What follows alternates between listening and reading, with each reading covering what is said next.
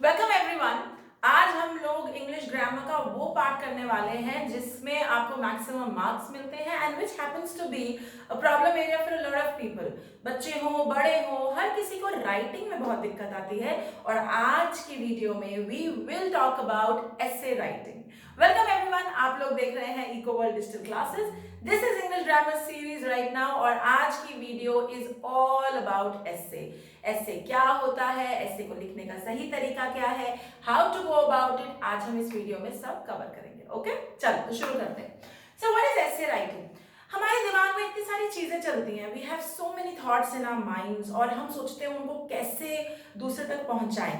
आपने कई बार सुना होगा कि कई लोगों के बारे में लोग बोलते हैं यार वो बहुत अच्छा बोलता है और he talks in a very nice manner. आप भी वही बात बोल रहे हैं लेकिन दूसरे बंदे की बोलने के तरीके में ऐसी खूबसूरती है दैट द जो सुनने वाला है वो एकदम मंत्रमुग्ध हो जाता है। Same is the case when you are writing something. अगर आप लिख रहे हैं, अपने थॉट्स को राइटिंग में दूसरे तक कैसे पहुंचाना है, उसके आर्ट को, उसकी कला को एसे राइटिंग कहते हैं। So when you write a good essay, whatever is in your mind, when you write a structured essay, an organised essay, तो जो पढ़ने वाला है उसको तुम्हारे दिमाग में क्या चल रहा है वो क्लियरली समझ में आ जाता है। सो ऐसे is nothing but expression of your thoughts in writing. लिख के बता रहे हैं आप कि आप क्या सोच रहे हैं उसके बारे में। अब अच्छा ऐसे कौन सा होता है? अच्छे ऐसे भी कुछ बेसिक खूबियां हैं, आप इसको दिमाग में रखेंगे।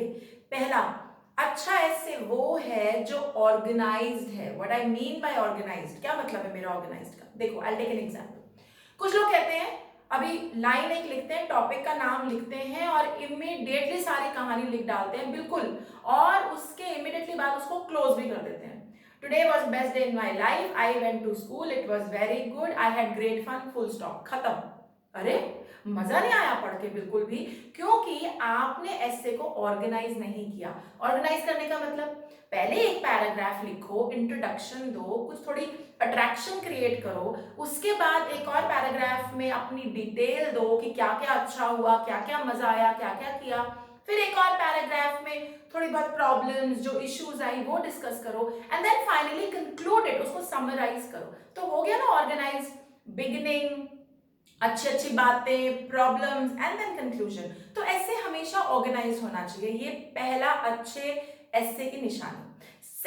Second tip over here is that you need to ensure that you are not repeating your sentence patterns. आप एक ही टाइप का सेंटेंस बार बार नहीं लिख रहे। Let me take an example.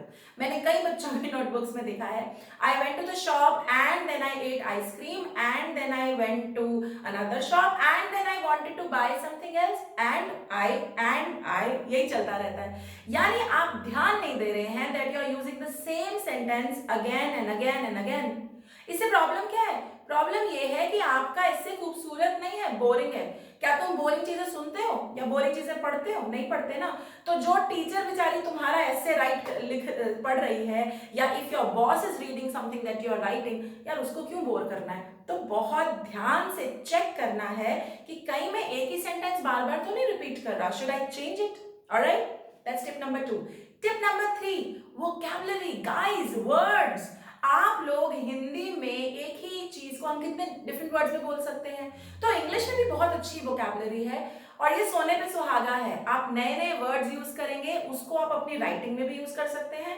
And when you move forward and you sit for some competitive exams, this vocabulary is going to do wonders for you. आपको बहुत सारे words already आते होंगे। तो कितना मजेदार चैलेंजिंग काम है कि एक वर्ड है ब्यूटीफुल और आप उसकी बजाय, आपने एक बार ऐसे में ब्यूटीफुल यूज कर लिया, अब आपको फिर से ब्यूटीफुल यूज करना है, लेकिन आपने ब्यूटीफुल नहीं यूज किया, आपने उसकी जगह गॉर्जियस या वंडरफुल कुछ और वर्ड यूज किया। ओके, मैं ये नहीं कह रही कि बहुत हाई फाई वर्ड्स यूज करो, नो, लेकिन कम से कम हर वर्ड के 2-3 वर्ड्स एक्स्ट्रा आपको पता होने चाहिए, राइट? और उससे आप खूबसूरत वोकैबुलरी अपने ऐसे में यूज कर सकते हैं। ठीक है, टिप नंबर 4। सो मैं टिप्स गिना रही हूं, अ गुड ऐसे की निशानियां। गुड का मतलब will get you more marks also. Okay, पहला, ऑर्गेनाइज होना चाहिए। दूसरा, सेंटेंस पैटर्न्स रिपीट नहीं होने चाहिए। तीसरा, vocabulary, good words, rephrase, change, replace, alright. And fourth one, and a very important one जो है वो इसमें ये है, आप ऐसे की इंट्रोडक्शन या कंक्लूजन किसी कोटेशन से कर सकते हैं ना। What is a quotation?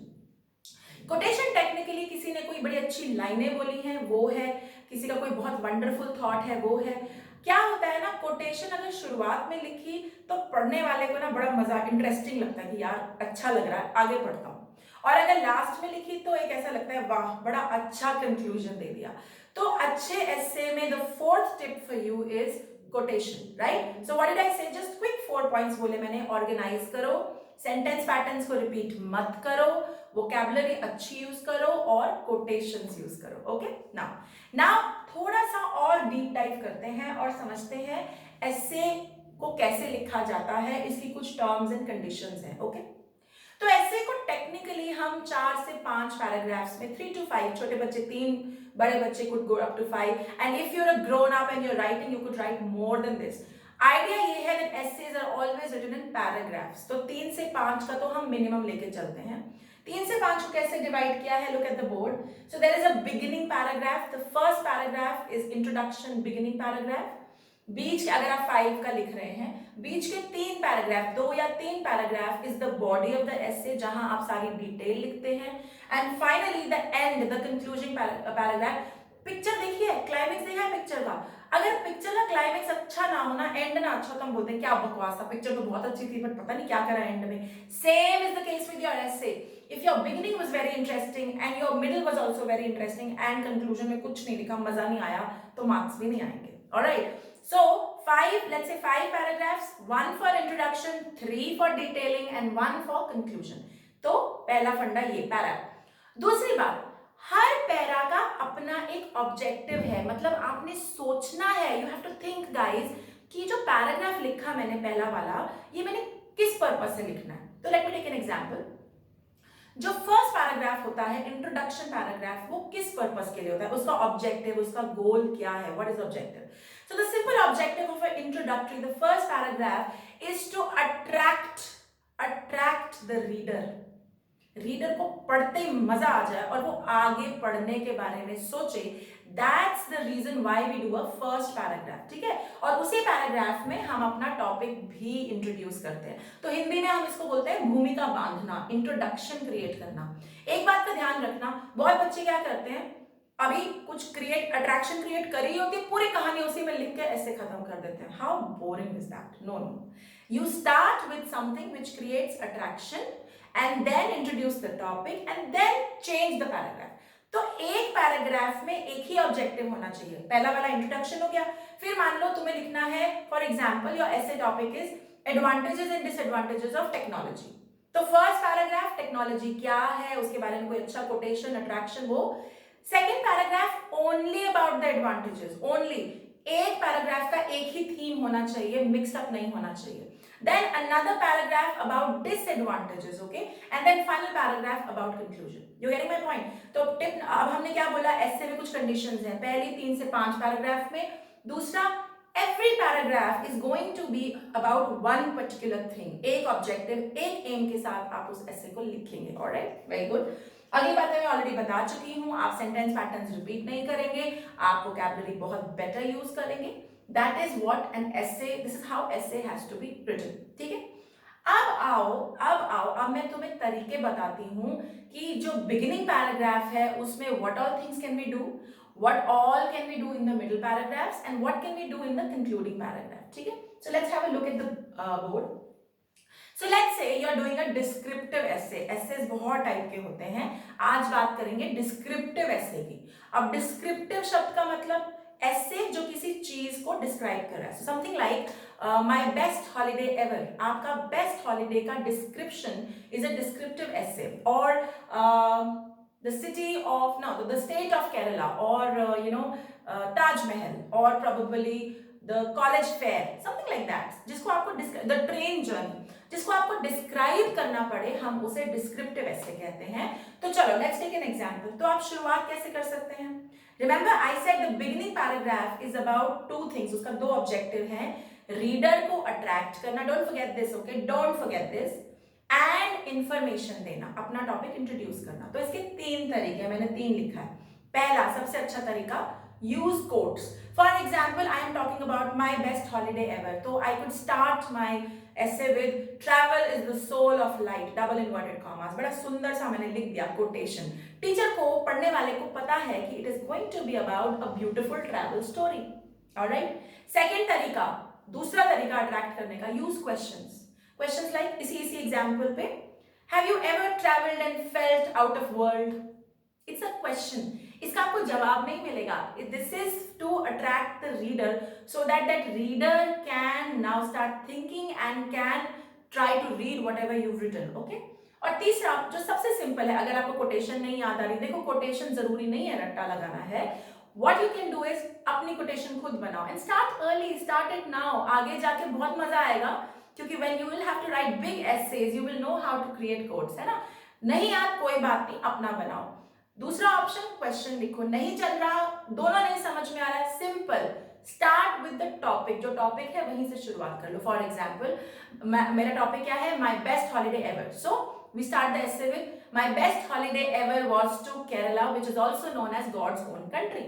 Okay, this was one of the best holidays I had because there were so many funny incidents that happened in this trip.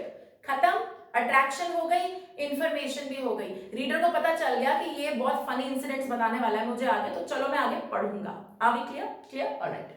अब आओ मिडिल के पैराग्राफ्स। मान लो तुमने मिडिल के 2 पैराग्राफ्स बनाने हैं, and since your essay was about a trip, so first paragraph you will dedicate to how did you reach Kerala, कैसे पहुंचे, कब शुरुआत की, प्लानिंग कैसे हुई, सूटकेसेस पैक कैसे किए, when did you reach the railway station or airport, how did you go there, when did you reach, how was the hotel, all of that you will put in one paragraph। तो planning and reaching there का हम एक paragraph बनाएंगे। Remember I said her paragraph का अपना objective अलग होना चाहिए। Alright, great.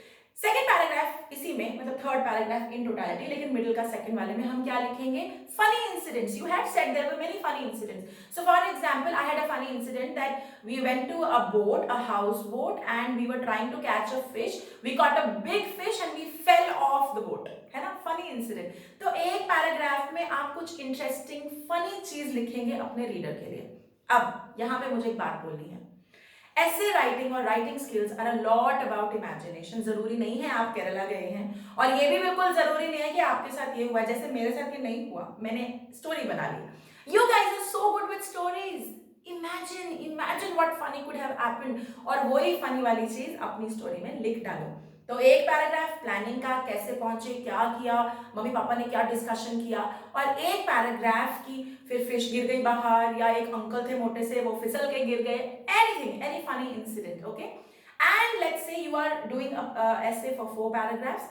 तो जो लास्ट पैराग्राफ है उसको आप कंक्लूजन पैराग्राफ बोलते हैं, फाइनल पैराग्राफ। उसमें हम क्या क्या लिख सकते हैं, लेट्स डिस्कस दैट। पहले आप समराइज कर सकते हैं, मतलब all in all it was a wonderful holiday. Summarise का मतलब होता है आपने जो अभी तक बोला आप उसको 2-3 लाइनों में रिपीट करके क्लोज कर रहे हैं। तो all in all something like all in all it was a wonderful holiday, I enjoyed a lot, I wish we could go back there again, next time I have decided that I will go with my friends to that place all over again, है ना। तो summarise कर दिया या final conclusion, यही जो मैंने अभी बोला।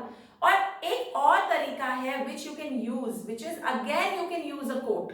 लास्ट में भी कोट यूज करते हैं, कैसे, जैसे for example the example that I took, I said travel is the soul of light in beginning, and फिर मैंने शुरुआत की, this is how travel is really something that makes you open up to beautiful aspects of life, and this year I got to understand it better because we went to this place called Kerala, which is truly God's own country। ऐसे हमने शुरुआत की थी।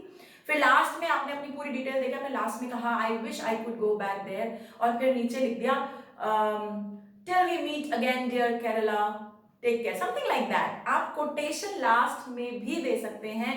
तो क्या होगा, एक बहुत ऑर्गेनाइज स्ट्रक्चर था एसे का, बहुत अच्छी कोट से शुरुआत की, आपने इंट्रोड्यूस किया, you gave all the planning details, how did you reach there, then you told about what all funny incidents happened with you, and then finally in a very nice manner you summarized it and you concluded it। okay, और ये सारा लिखने के बाद as students or as somebody who's writing you have to do 2 things, edit and edit, don't forget to edit। edit से मेरा मतलब है do not ever give your writing without reading it once। ये तो बहुत ही बड़ा टिप है, उसको एक बार वापस पढ़िए, और जहां जहां पे there are words which are getting repeated, think about different words जो आप उन जगह पे यूज कर सकते हो। लाइक आई सेड, अगर आपने एक बार ब्यूटीफुल लिख लिया और 3 बार फिर से ब्यूटीफुल रिपीट हो रहा है तो उन्हें अंडरलाइन करके चेंज करो उन 3 वालों को. Try, at least try.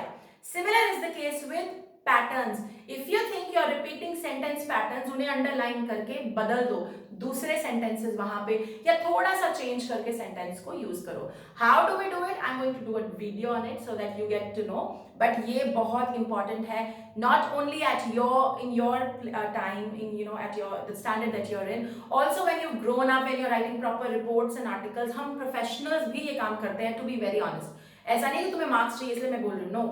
Professionals also do it. We write things and we read it, फिर हम उसको बेटर करने की कोशिश करते हैं कि अच्छा ये सेंटेंस अच्छा नहीं लग रहा, या बहुत ज्यादा रिपीट हो गया, बोरिंग हो गया, so let me rephrase it. We do it all the time. तो ये बहुत बड़ा टिप है अच्छे ऐसे राइटिंग का. Okay, are we clear? I think you guys are very clear. Now quick round up मारते हैं. essays to be written in how many paragraphs? 3 to 5. Each paragraph should have a different objective. एक objective के लिए एक paragraph, एक theme के लिए एक पैराग्राफ. जनरली एक बिगिनिंग पैराग्राफ, उसका ऑब्जेक्टिव क्या है? इंट्रोड्यूस करना, अट्रैक्ट करना. कैसे कर सकते हैं? या तो कोटेशन, या तो क्वेश्चन, या तो टॉपिक रिपीट. बीच वाले पैराग्राफ, एक paragraph advantage, disadvantage, planning, detail, मतलब एक एक पैराग्राफ अलग अलग. और आखिरी पैराग्राफ कंक्लूजन के लिए कैसे कर सकते हैं? समराइज कर सकते हैं, कोटेशन यूज कर सकते हैं, और you can give a final conclusion. अच्छे ऐसे की निशानी ऑर्गेनाइज, स्ट्रक्चर्ड. सेकेंड, कोटेशन का use. Third, brilliant vocabulary, do not repeat words. And fourth, do not repeat pattern sentences. अगर आप इन सब चीजों का ध्यान रखेंगे, I don't think you should ever have a problem in scoring in essays or getting a good appreciation from your teachers when you're writing essays. All right, stay tuned guys. If you're seeing me on YouTube, please don't forget to share, subscribe, like and comment. Stay tuned. Till then, bye bye.